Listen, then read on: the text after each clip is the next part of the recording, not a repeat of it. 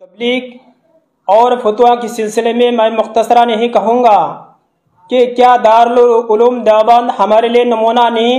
क्या दारुल उलूम देवबंद हमारे लिए मादर वतन नहीं है? क्या हम उनके फर्जंद नहीं हैं? ये फतवा हमारे लिए वाजिबुल इताअत नहीं है? यकीनन है। हर एक आलिम दीन इस सारी सवालात का जवाब हाँ ही में देंगे।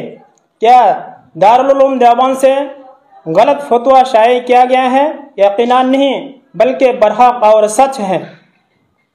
लिहाजा हम उलमाए इत्तेहादुल उलमा यानी उलमा ऐक्य मंचों की तरफ से हम इस फतवाए दारुल उलूम देवबंद और फतवाए असम को पुरजोर अल्फाज से तायद करते हैं, लेकिन कुछ उलमाए किराम बगैर तहकीक के क्या क्या बोल देते हैं। हालांकि हदीस में है कफ़ा बिल मर्ई कदिबन अय्युहद्दिस बिकुल्लि मा समिअ। अलगरज आखिरी ज़माना फितना का दौर है, इसी वजह से कोई किसी को जहन्नमी और काफिर ना कहा जाए और गुमराही हिकमत के साथ दफा किया जाए, ना कि फितना करके। अल्लाह ताला हम सबको इखलास व लियत के साथ काम करने की तौफीक अता फरमाए। आमीन।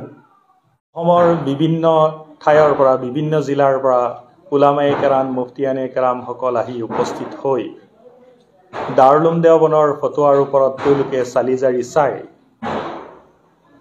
এক কথাত উপনীত হৈছে যে মৌলানা সাদ সাহেবৰ তত্ত্বাৱধানত তথা নেতৃত্বাধীন তবলিগী জমাতৰ কাম কৰাটো উলামায়ে কেৰাম মুফতিয়ানে কেৰাম সকলে ফতোৱা জাৰি কৰিছে, প্ৰকাশ পাইছে।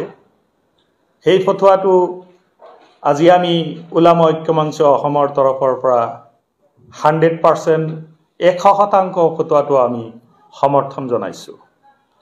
সেয়েহে আমি অসমৰ মুছলমান ভাইসকলক দিনী ভাইসকলক জনাওঁ যে আপোনালোকে এই ফতোৱাৰ ওপৰত ভিত্তি কৰি আপোনালোকে নিজৰ ধৰ্মৰ কাম তবলিগৰ কাম বিভিন্ন কাম কাজ কৰি যাব, তাৰ পৰিৱৰ্তে আপোনালোকে সোৱাব পাব। আৰু যদি মুফতিয়ান কেৰাম সকলে এই কথা উল্লেখ কৰিছে যে মৌলানা সাদ সাহেবে কোৰআন হাদিস আৰু ইজমায়ে সাহাবা আৰু কিয়াছৰ পৰিৱৰ্তে গৈ তেওঁ নিজৰ মন ঘৰা অৰ্থাৎ তফসিৰবিৰ ৰায় ইস্তিহাদাত এইবিলাকৰ মাজত তেওঁ গলতি কৰিছে।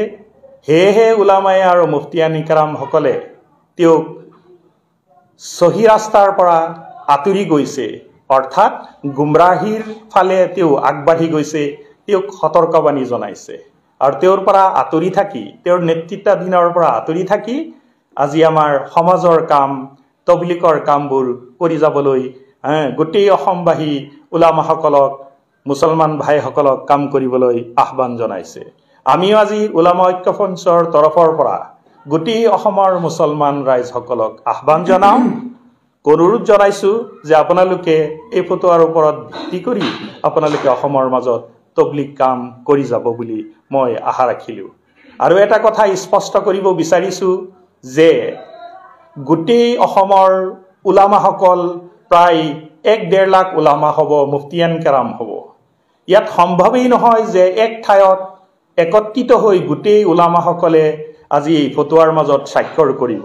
মই ভাবোঁ এইটো ফৰ্জে কিফায়াৰ নিচিনা হ'ব যে প্ৰায় 1 লাখ উলামাসকলৰ আৰু মুফতিয়ানেৰ সকলৰ ভিতৰৰ পৰা যদি 100 বা 150 মুফতিয়ান কেৰামসকলে চিন্তা চৰ্চা কৰি কোৰআন আৰু হাদিসৰ ভিত্তিত ফতোৱাটোৰ মাজত স্বাক্ষৰ কৰিছে, সেয়েহে ফতোৱা গোটেই অসমৰ মুফতিয়ান কেৰামসকল বা উলামাসকলৰ তৰফৰ পৰা সাফিচিয়েণ্ট এনাফ বুলি ক'ব, যথেষ্ট ক'ব পাৰোঁ আমি। আৰু এটা কথা ক'ব বিচাৰিছোঁ যে ইয়াৰ মাজত এই ফতোৱাৰ মাজত যদি কিবা ব্যতিক্ৰম দেখা যায় বা কোৰআন হাদিসৰ ভিত্তিৰ ওপৰত আঁতৰি গৈছে বা কোৰআন হাদিসৰ মাজত কিবা ব্যাঘাত জন্ম দিছে, তেনেহ'লে তেওঁলোকে মুফতিয়ান কেৰাম বা উলামাসকলে তেওঁলোকে নিজৰ নিজৰ পেইডত ফতোৱা লিখি আৰু দলিলবোৰ প্ৰমাণ সহকাৰে দি প্ৰকাশ কৰিবৰ কাৰণে আহ্বান জনাইছে। সেয়ে আমি ইয়াৰ মাজত প্ৰায় 20-25 মান পেজৰ মাজত এই ফটোৱাটো শ্বেয়াৰ কৰিছে, প্ৰকাশ কৰিছে। ইয়াৰ অসমীয়া অনুবাদ আগন্তুক আমি এটা প্ৰেছ মিট দিবলৈ গৈ আছো। সেই প্ৰেছ মিটৰ মাধ্যমত আপোনালোকে এটা ৰিচালা বা মেগাজিনৰ নিচিনাৰ মাজমত গোটেই ফটোৱাৰ অনুবাদ অসমীয়াত বা ইংলিছত আপোনালোকে পাব। সেয়েহে মই উলামা ঐক্য মঞ্চৰ তৰফৰ পৰা মই অসমৰ মুছলমান ভাইসকলক অনুৰোধ জনাইছো যাতে আপোনালোকে বিশৃংখলা নকৰি, কোনো ফিতনা ফাসাদ নকৰি আপোনালোকে নিজে তেহেদিলছে শুকুৰগুজাৰ হৈ যে মুফতিয়ান কেৰামসকলে আমাৰ চকু খুলি দিছে, তেওঁলোকে কোৰাণ আৰু হাদিছৰ গাইডলাইনৰ মাধ্যমত আজি আমাক সহি ৰাস্তা দেখুৱাইছে। সেয়েহে আমি ভাবো যে আমি অসমৰ মুছলমান ৰাইজসকলে আমি এই ফটোৱাক অনুসৰণ কৰি ধৰ্মৰ কাম, তবলিগৰ কাম বা অন্যান্য কামসকল আমি কৰি যাম আৰু আগুৱাই যাম বুলি আমি আশা ৰাখিছো।